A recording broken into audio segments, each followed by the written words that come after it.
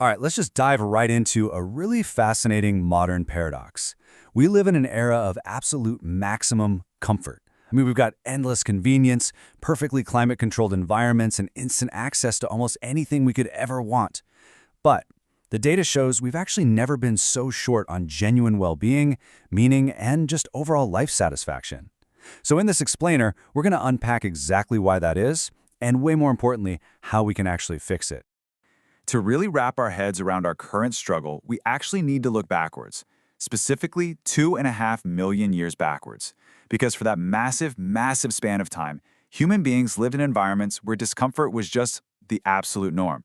We had to walk constantly, hunt for food, endure some incredibly harsh weather, and face daily scarcity. Discomfort wasn't just common, it was completely unavoidable. And because of that constant pressure, human growth, resilience, and adaptation were basically just the natural consequences of existing. And that brings us to a frankly staggering statistic from researcher Michael Easter that explains exactly why we struggle today. Are you ready for this? Only 2% of people will actually choose the stairs when an escalator is available right next to them. Now, we all know the stairs are healthier, right? So why do 98% of us just instinctively avoid them? Well, it's our ancient genes. They were hardwired over those 2.5 million years of extreme scarcity, and they are doing their exact job to push us toward the easiest, most calorie-preserving path possible. Now, this leads us to a super fascinating concept from Harvard researchers called problem creep. As our genuine survival-level problems vanish, our brains don't just kick back and relax. Nope, they actually lower the threshold for what we even consider a crisis. It's exactly why we can feel genuine pulse-pounding rage over terrible traffic or, buffering Wi-Fi. But when we zoom out and apply just a little bit of historical perspective, we realize that traffic jam, it's happening inside a private, climate-controlled transport machine, and that slow Wi-Fi is still connecting a tiny device in our pocket to literally all of human knowledge. Kind of crazy when you think about it like that. But to make matters just a little bit worse, our brain's evolutionary drive for more traps us in this modern phenomenon called the scarcity loop. In the past, seeking more food or resources literally kept us alive. But today, that exact same drive is entirely hijacked by a world of endless abundance. This loop relies on opportunity, unpredictable behavior, and variable rewards, and it completely eliminates friction. What this means in practice is that endless digital scrolling on our phones gives our brains the exact same unpredictable hit-and-miss rewards as a casino slot machine. It keeps us perpetually hooked, but fundamentally unfulfilled. So how do we actually break out of this trap? Well, it's not by eliminating comfort entirely. We're not saying that, but we absolutely must understand a critical difference here. We have to distinguish between involuntary discomfort, which are things like health issues or financial stress that completely drain you and have no clear time boundaries, and chosen discomfort. See, chosen discomfort strengthens you. You decide to face it. You have total agency and you control the time horizon. It takes a threat and completely transforms it into an empowering challenge. And this brings us to an incredibly actionable weekly mission, which is really the ultimate antidote to that scarcity loop we just talked about.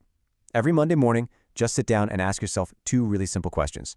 Number one, what is the most meaningful thing I want to move forward this week? Notice I said most meaningful, not the most urgent. And number two, does this thing actually require real effort, or can I just sort of do it on autopilot? The goal here isn't to burn yourself out. It's to guarantee that you consciously step off that autopilot and tackle at least one real challenge that pushes you way beyond pure comfort. Now, along with that chosen discomfort, we urgently need to reclaim what Easter calls our most underrated resource, boredom. Think about it. Today, we fill literally every single empty second with a screen or an audio clip. But sitting with that initial sort of twitchy discomfort of having absolutely nothing to do is actually incredibly productive for us. It activates the brain's default mode network. This is basically your brain's background processing system, where all that spontaneous creativity happens and where complex, unresolved solutions suddenly just pop into your head. We also have to take a hard look at where we actually spend our time. Remember, we evolved spending about 99.9% of our history outdoors, but right now we spend roughly 93% of our time indoors. Our nervous systems are just completely overwhelmed by this. But to offset this imbalance, we can look to something called the nature pyramid. And don't worry, you absolutely do not need to move to the woods to fix this. Just start right at the base level, a minimal, consistent 20-minute commitment in an urban park just 3 times a week. Believe it or not, that alone drastically increases your focus and drops your stress levels.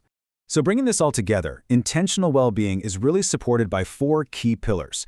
First, there's being, which is all about getting to know who you really are when you finally stop trying to optimize every second of your life.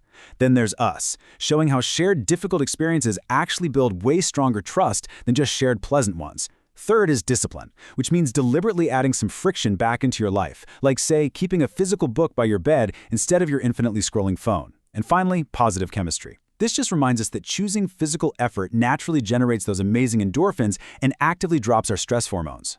Ultimately, the evidence here is crystal clear. Unlimited comfort just does not produce happiness. Real, authentic well-being actually lies in contact with things that demand something from you. So as we wrap up this explainer, I want to leave you with a pretty provocative thought to chew on today.